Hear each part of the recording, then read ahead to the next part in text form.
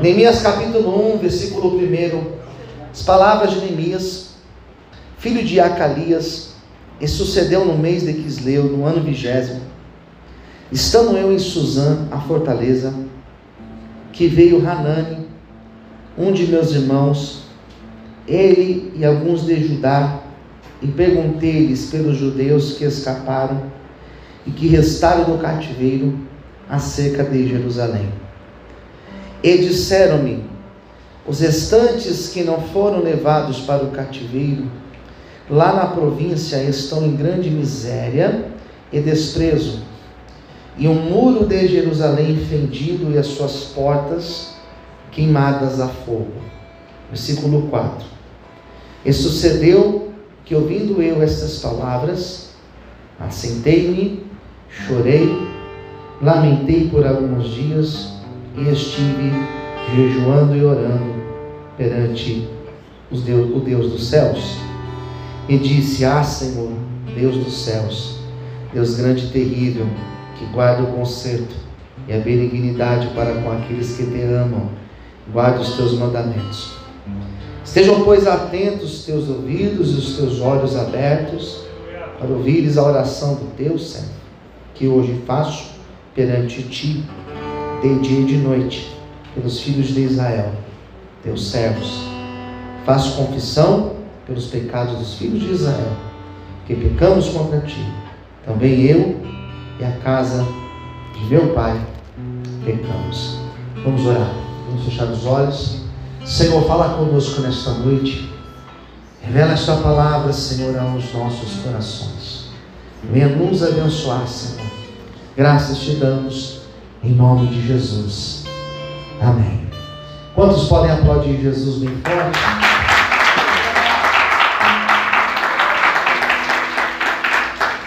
Fala para quem está ao seu lado: Deus vai falar com você nessa noite. Queridos, hoje nós estamos começando uma série de pregações, e você vai me ouvir falar nos próximos dias, as próximas 2 semanas. Você vai me ouvir falar de recomeço. Repita comigo: recomeço. Recomeço. Você vai me ouvir pregar e falar sobre recomeçar. Recomeçar é uma das coisas mais difíceis da vida. Começar algo, fazer algo pela primeira vez, pode exigir de nós esforço, pode exigir de nós um empenho muito grande, mas não tenha dúvidas, recomeçar não é uma lição fácil de se fazer. É uma missão difícil, porque quando nós estamos falando de recomeço, nós estamos falando de algo que um dia nós já fizemos. Quem está entendendo, diga amém. Nós já tivemos a experiência de fazer, nós já tivemos a primeira ansiedade para fazer, nós já tivemos a primeira expectativa, o primeiro empenho, o primeiro impulso para fazer.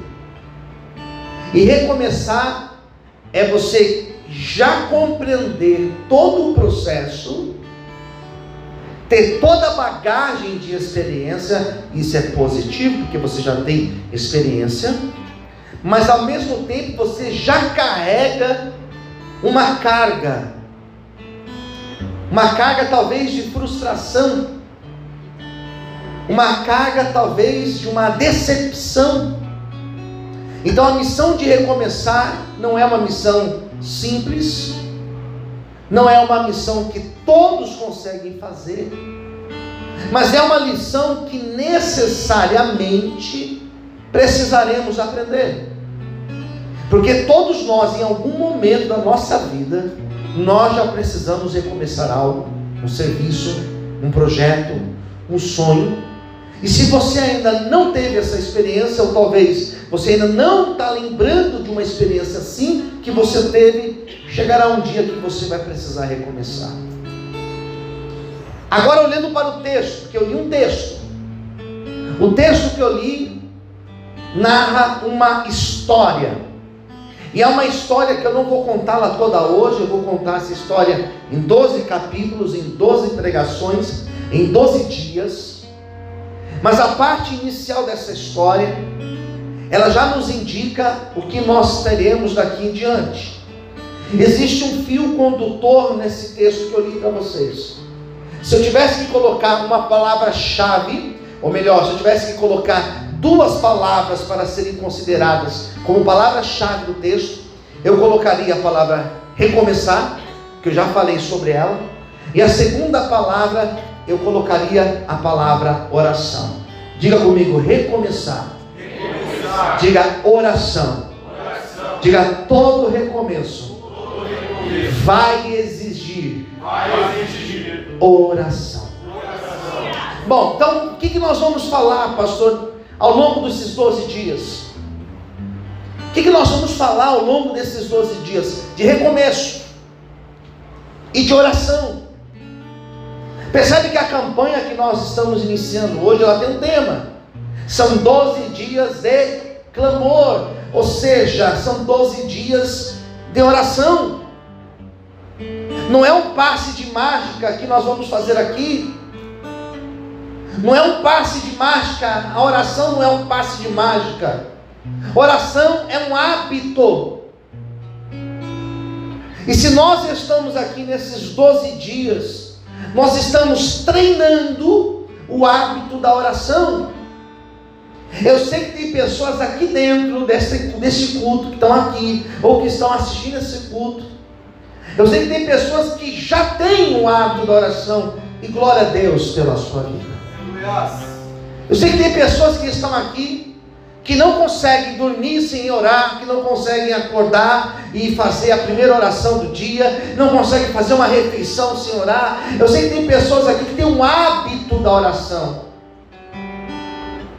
A neurociência vai dizer que aquilo que nós fazemos de forma repetida ao longo de 21 dias, necessariamente vai se tornar um hábito na nossa vida. Aquilo que você fizer regularmente por 21 dias, ou seja, por 3 semanas, vai se tornar um hábito, vai se tornar um vício na tua vida.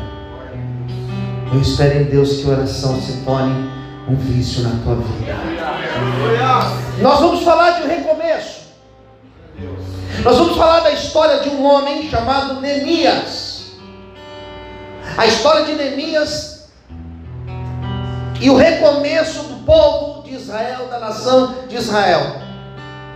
Nós estamos falando de um texto, nós estamos falando de uma época, que é uma época aproximada de 587 anos antes de Cristo, quase 600 anos antes de Cristo, quando o povo de Israel tinha sido levado para uma nação estrangeira. E quando você lê livros paralelos a esse, você lê Ezequiel capítulo 1 vai dizer que Ezequiel estava junto com os cativos perante o rio Quebar, lá na Babilônia. Se você lê Daniel, você vai encontrar Daniel e seus 3 amigos sendo levados para esse cativeiro da Babilônia.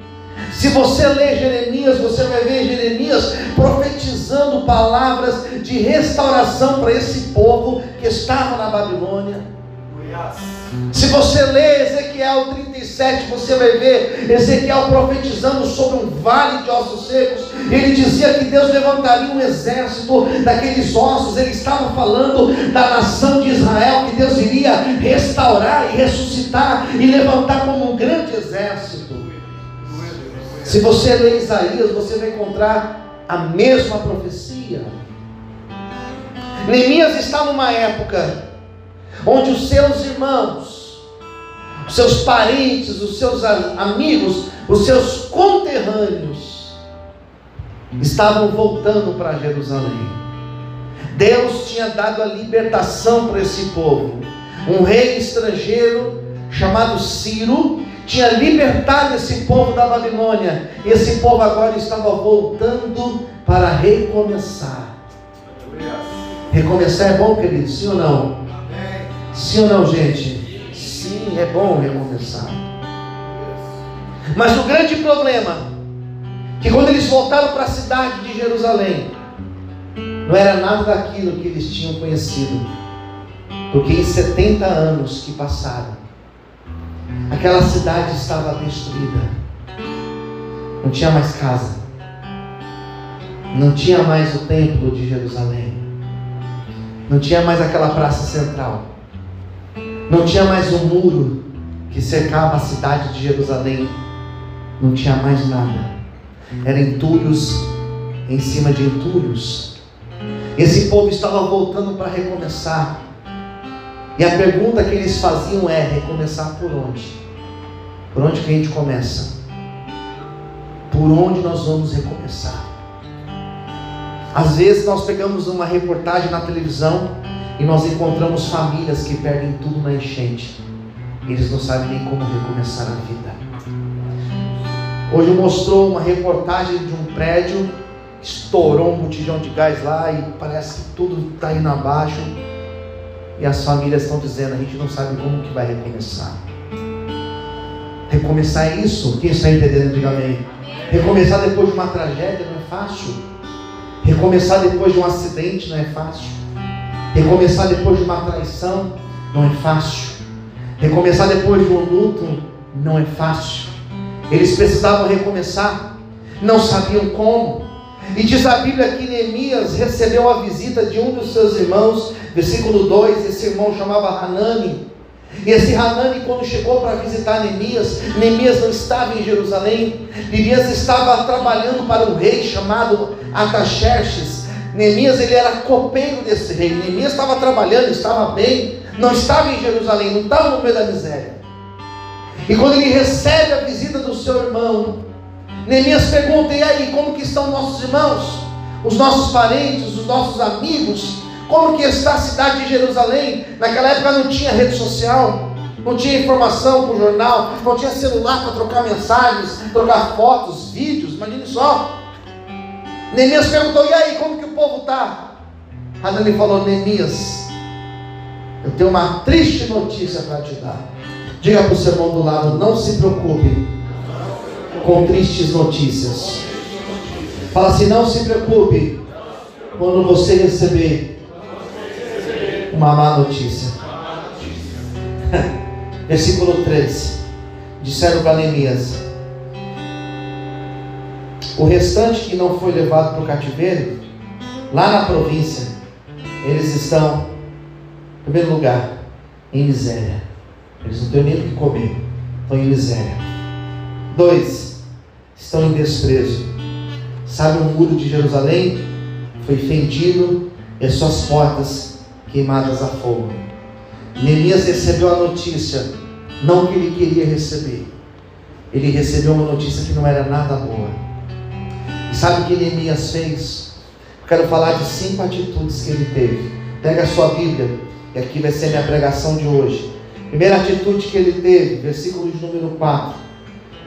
Sucedeu que, ouvindo eu essas palavras, primeira atitude, assentei-me. Repita comigo: assentei-me.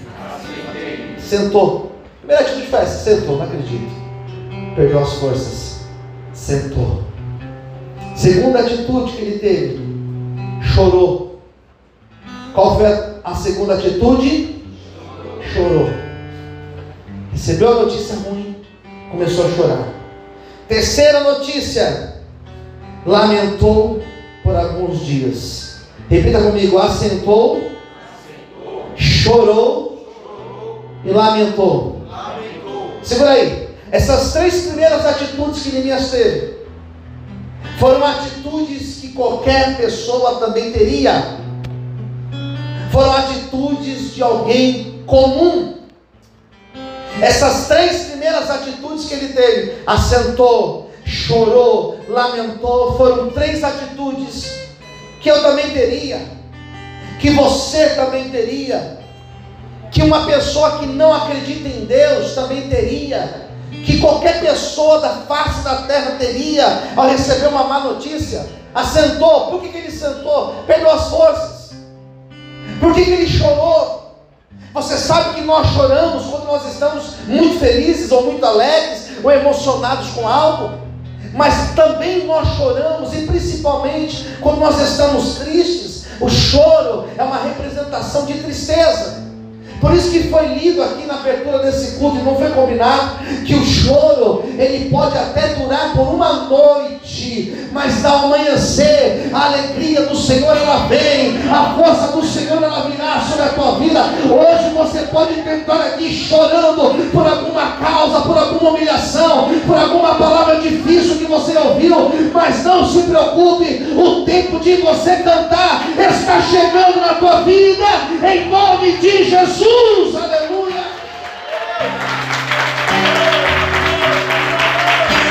Assentei-me, chorei e lamentei.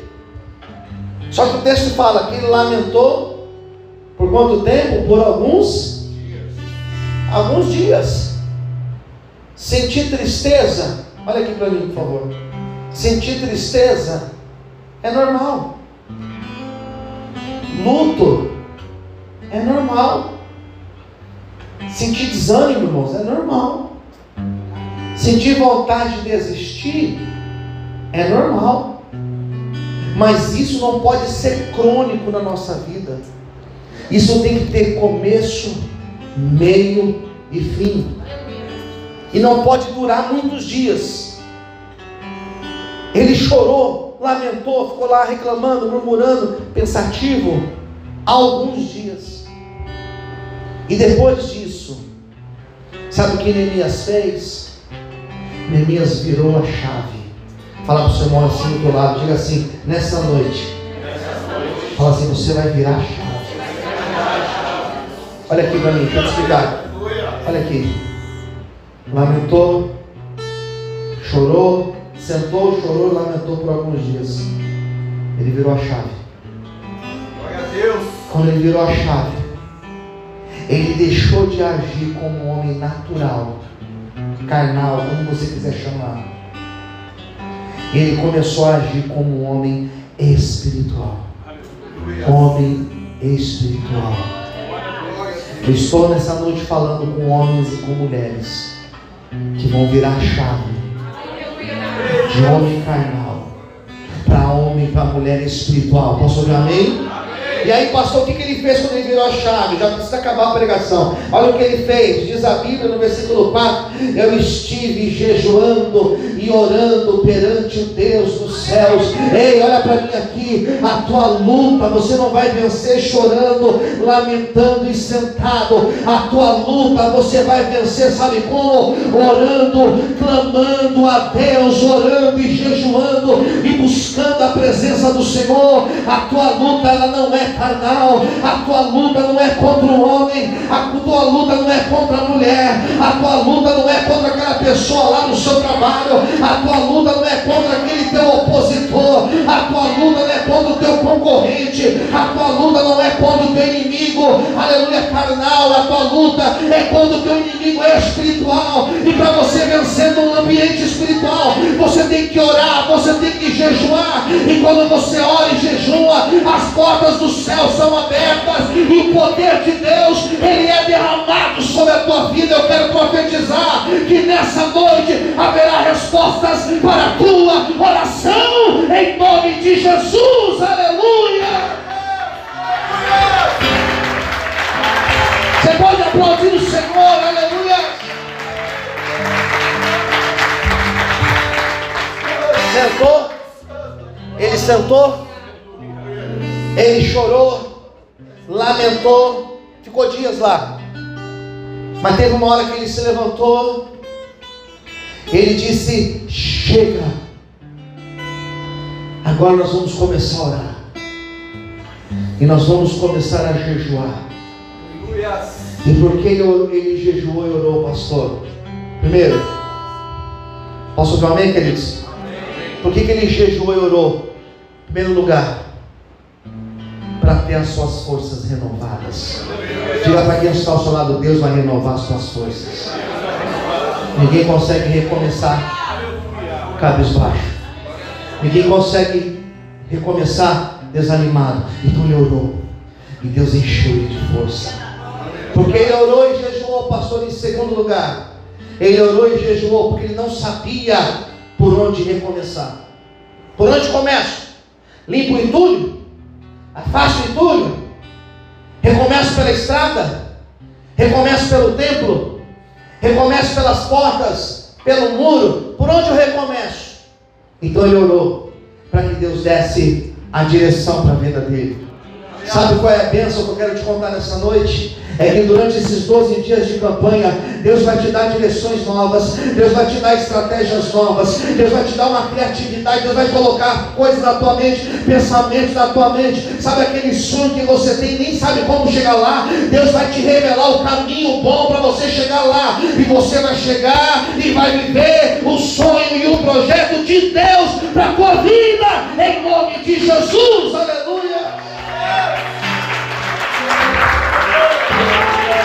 Você pode aplaudir o Senhor nessa noite? Chorou, lamentou, levantou e falou: agora chega, vamos orar.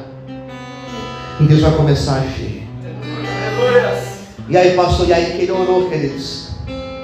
E aí que ele entrou num propósito de jejum. Posso dar um conselho? Faça um propósito com Deus durante essa campanha de 12 dias.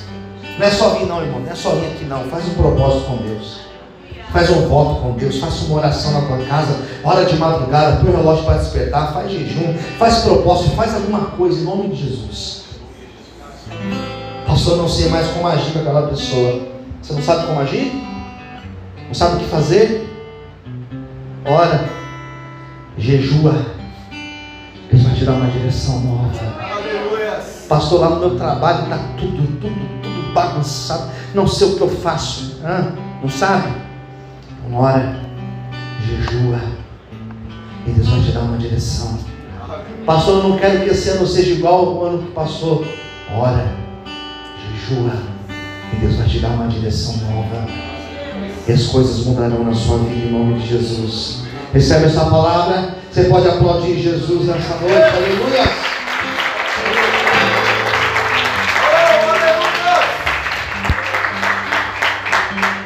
Daí amanhã eu te conto o que aconteceu. Ele começou a orar e jejuar. Fez uma oração, confessando pecados, pedindo perdão, pedindo a direção de Deus. E Deus começou a agir. Deus vai começar a agir hoje, você sabia disso? Vou te falar uma outra coisa. A campanha vai até o dia 15, né? Tem gente aqui que até domingo já vai ter testemunho para contar. Deus vai dar direções para você. Está tudo travado. Quando Deus dá a direção, irmãos, Ele abre os caminhos. Neemias começou a orar, pastor, e aí que Deus preparou o recurso e colocou pessoas no caminho dele. Eu quero profetizar, encerrando essa palavra, dizendo que Deus vai trazer o recurso e vai colocar pessoas certas no teu caminho nesses próximos dias. Você pode aplaudir o Senhor e adorar a Deus. Aleluia! Glória a Deus!